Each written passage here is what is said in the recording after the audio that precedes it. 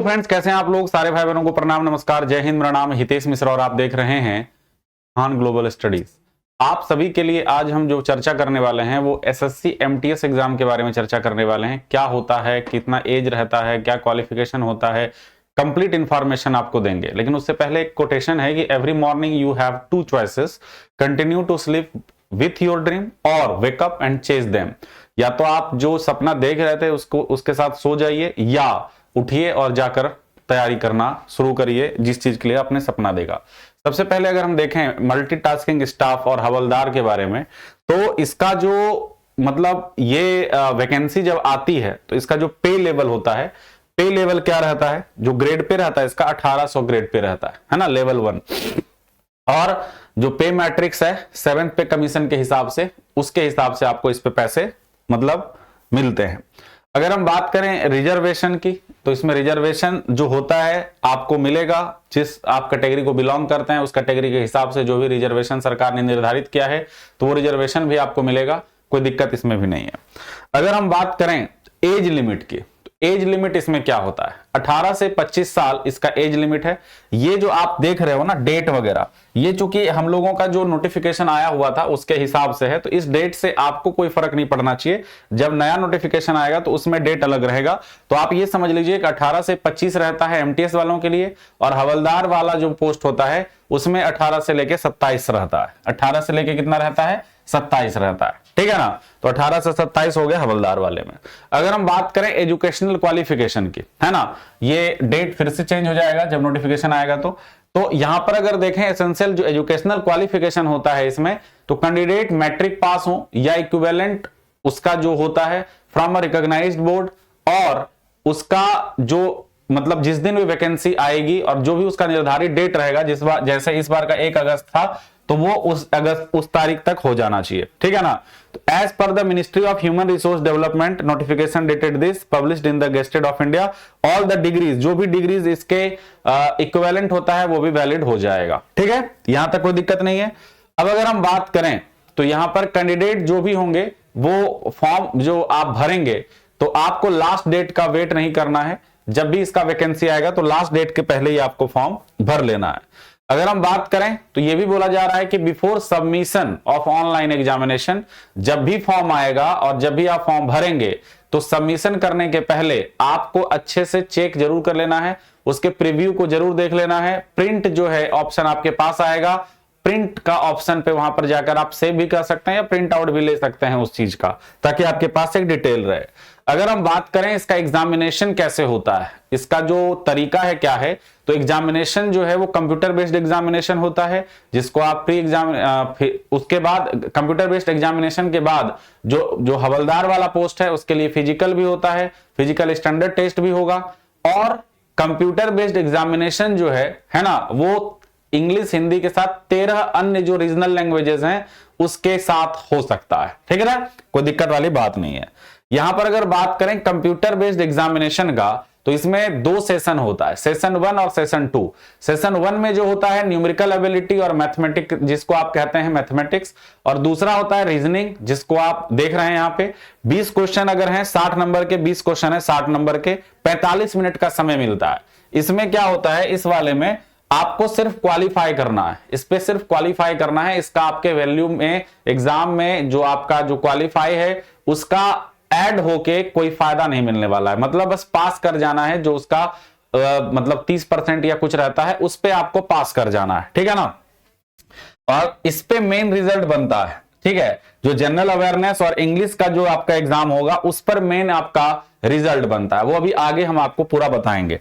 यहां पर अगर हम बात करें there will be no negative marking in session 1। जो आपका सेशन 1 था इसमें कोई नेगेटिव मार्किंग नहीं है। क्यों नहीं है, क्योंकि वो क्वालिफाइंग है, ठीक है।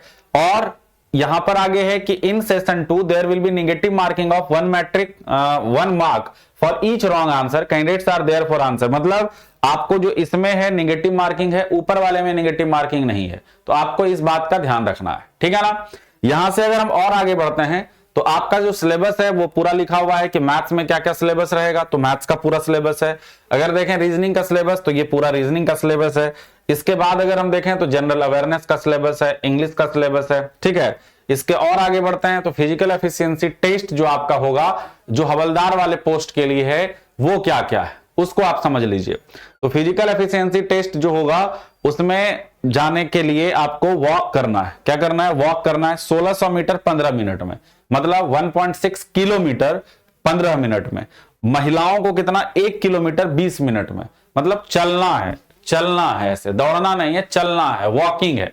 फिजिकल एफिशिएंसी टेस्ट ये वाला आपको पूछा जा रहा है वहां पे। अब अगर हम बात करें जो फिजिकल स्टैंडर्ड टेस्ट है वो क्या होगा? हाइट जो होना चाहिए मेल की 157.5 सेंटीमीटर, रिलैक्सेबल है जिसके लिए रिलैक्सेशन मिलता है।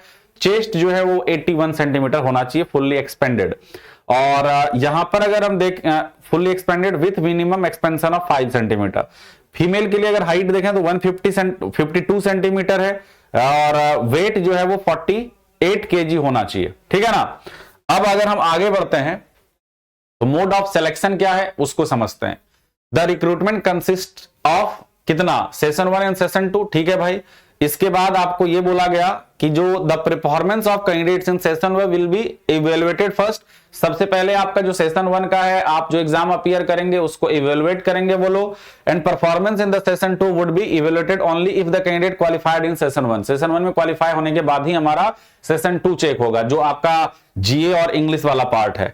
Minimum qualifying marks in session 1, तो यहां पर मैंने जैसा कि बोला था अनरिजर्व्ड अगर हैं तो 30%, ओबीसी डब्ल्यूएस को 25% और अदर कैटेगरी 20% पर पास हो जाएंगे।